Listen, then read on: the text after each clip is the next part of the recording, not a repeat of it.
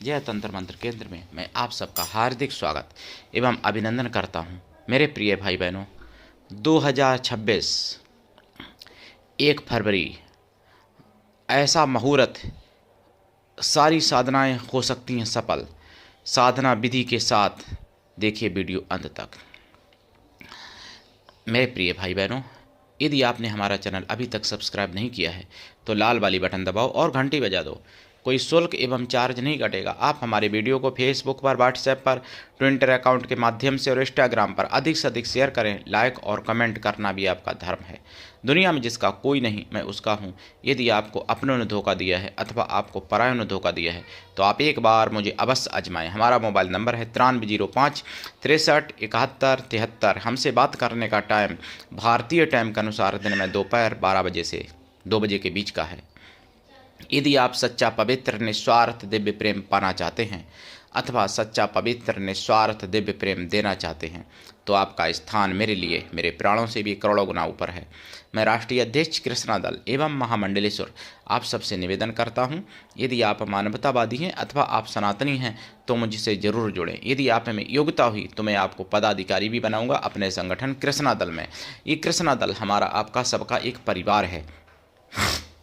आप देश विदेश में, विश्व के किसी भी कोने में रहते हैं, किसी भी जाति धर्म से हैं, कोई दिक्कत नहीं। आप हमारे दिए हुए ज्ञान से भरपूर लाभ उठा सकते हैं। मेरे प्रिय भाई बहनों, मैं आपको जो बता रहा हूँ साधना जानकारी, उससे पहले मैं कुछ ज़रूरी बातें बताना चाहता हूँ।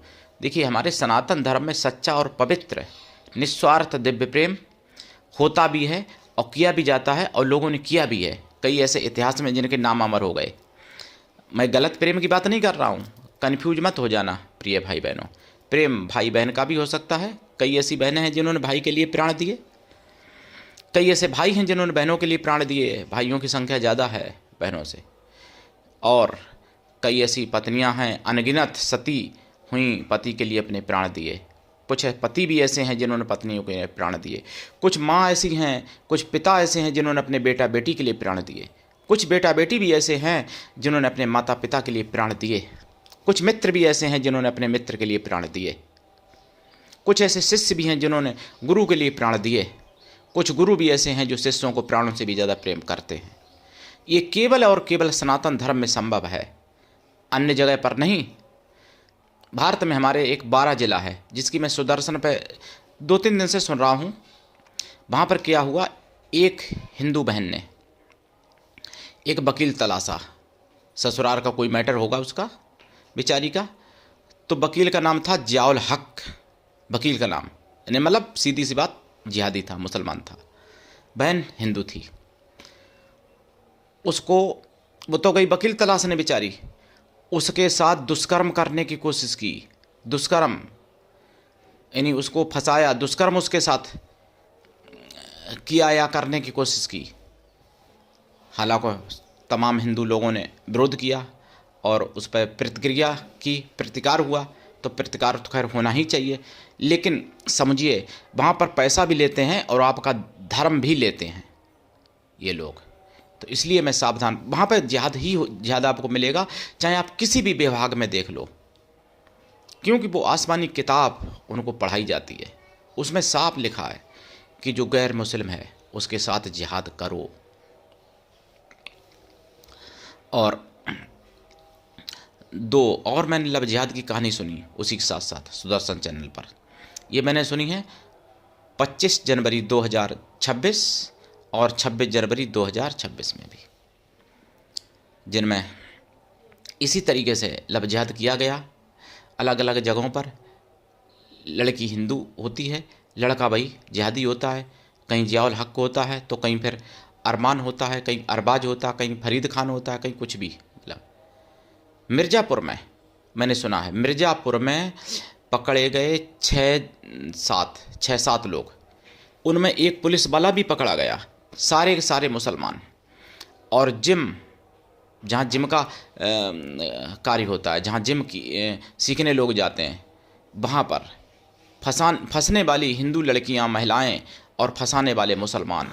यहाँ तक कि एक पुलिस वाला भी पकड़ा गया मिर्ज़ापुर में। डबल इंजन की सरकार थी इसीलिए ऐसा संभव हुआ, नहीं तो कुछ नहीं होता। और एक तो जिम में यहाँ तक बता रहे थे महाराष्ट्र से कोई व्यक्ति सुदर्शन चैनल पर कि एक जिम की दुकान पर, मतलब दुकान ही उसको कहा जाएगा हमारे हिसाब से, या जिम का जो भी कहिए जिम का स्थान, तो वहाँ पर करीब 3-4 हज़ार 4 साल में हिंदू लड़कियों को, महिलाओं को मुसलमान बना दिया गया। आपको लगता होगा आप सोते रहो, आपको लगता होगा कि ये हम केवल बोलते हैं, केवल बोलते नहीं, हम पहले प्रमाण होता है मेरे पास तब मैं बोलता हूँ प्रिय भाई बहनों। इसलिए आपको मैं जगाना चाहता हूँ, हमारे सनातन धर्म में केवल ऐसा है जो सच्चा प्रेम लोग कर सकते हैं। हालांकि सभी की गारंटी मैं नहीं लेता, क्योंकि सनातन में भी तो भाई उधर संगत से बहुत कुछ लोगों ने गलतियाँ सीख ली हैं ना, लेकिन फिर भी कुछ लोग ऐसे बचे हैं, अब कुछ ना बचे हों। मैं अपनी तो गारंटी लेता हूँ, मैं तो जिसको करता हूँ, जिस रूप का प्रेम करता हूँ, जिस प्रकार का प्रेम करता हूँ, सच्चा प्रेम करता हूँ और आगे भी करूँगा।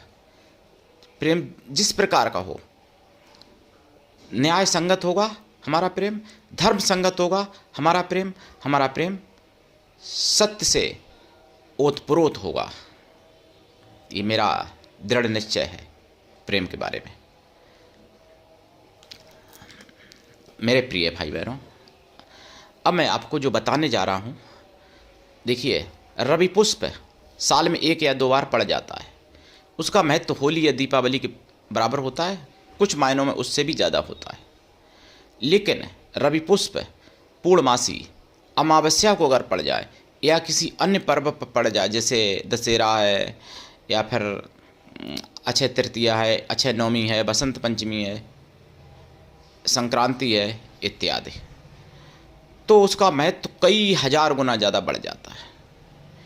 युगादि तिथियाँ जो होती हैं, युगादि तिथियाँ, मनमंत्र की तिथियाँ, जिन तिथियों में मतलब मनमंत्र शुरू हुआ, जिस तिथियों में युग शुरू हुआ, ऐसी जो तिथियाँ होती हैं युगादि तिथियाँ, मनमंत्र आदि तिथियाँ, उन तिथियों में अगर रविवार पुष्प पड़ जाए या गुरु पुष्प पड़ जाए तो बहुत बड़ा महत्व होता है। तो 1 फरवरी 2026 को रवि पुष्प पड़ रहा है और उस दिन माघ पूर्णिमा भी है। तो माघ पूर्णिमा उन्हीं तिथियों में से एक है जो मैंने बताया, जैसा कि युगादि तिथियाँ जो होती हैं, मनवंतर आदि तिथियाँ, माघ पूर्णिमा और रवि पुष्प भी है उस दिन। हालांकि शुक्र तो उस दिन अभी अस्त चल रहे हैं, तो शुक्र तो रविवार को 1 फरवरी को शाम को 6 बजे उदय होंगे, लेकिन शुक्र अस्त होने पर भी उसका प्रभाव एक अद्वितीय ही रहेगा, और शुक्र उदय हो जाएंगे तब तो फिर रहेगा ही रहेगा। शुक्र 6 बजे उदय हो जाएंगे तो और ज़्यादा इसका प्रभाव बढ़ जाएगा। रवि पुष्प का पूर्णिमा है, पूरा दिन रात पूर्णिमा है, पूरा दिन रात रवि पुष्प है, 1 फरवरी 2026। इस मुहूर्त में, इस नक्षत्र में दान बहुत ज़्यादा करने का महत्व होता है। कुछ भी दान करो। इस मुहूर्त में दीक्षा लेने का बहुत ज़्यादा महत्व है। इस मुहूर्त में साधना प्रारंभ करने का बहुत ज़्यादा महत्व है, और इस तिथि में साधना संपूर्ण करने का भी बहुत ज़्यादा महत्व है। जैसे मान लो किसी की कोई साधना चल रही है, 2-4 दिन पहले पूर्ण हो रही है, तो उस दिन ही पूर्ण करें तो ज़्यादा अच्छा है। बढ़ा दें संख्या माला और ज़्यादा हो जाएगी, क्या दिक्कत, कम ना रहें। जो साधना शुरू करना चाहते हैं साधक साधिकाएँ, तो वो इसी मुहूर्त में अगर साधना शुरू करें, दिन की करना चाहते हैं तो दिन में करते हैं, रात में करना चाहते हैं तो रात्रिकालीन करें साधना, देखें प्रभाव। और वशीकरण से संबंधित, आकर्षण से संबंधित, सम्मोहन से संबंधित इस दिन साधनाएं अगर करते हैं तो वो भी सफल होंगी। क्यों कि ऋतु इस तरीके की चल रही है, मतलब माघ पूर्णिमा है और रवि पुष्प तो है ही, खैर बहुत बड़ा महत्व होता है।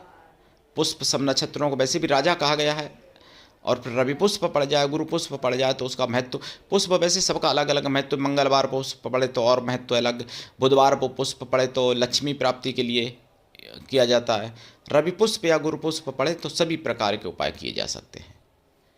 तो रवि पुष्प गुरु पुष्प में लाभ उठाना चाहिए। रवि पुष्प 1 फरवरी है तो आप लाभ उठाइए। आप लोग दीक्षा लीजिए अपने गुरुओं से, जो आपके गुरु हों, साधनाएँ करिए, साधना चल रही है, अगर पहले से प्रारंभ कर दिए और पूर्ण होने वाली है, 1-2 दिन पहले हो जाएगी पूर्ण, तो उसी दिन पूर्ण करिए।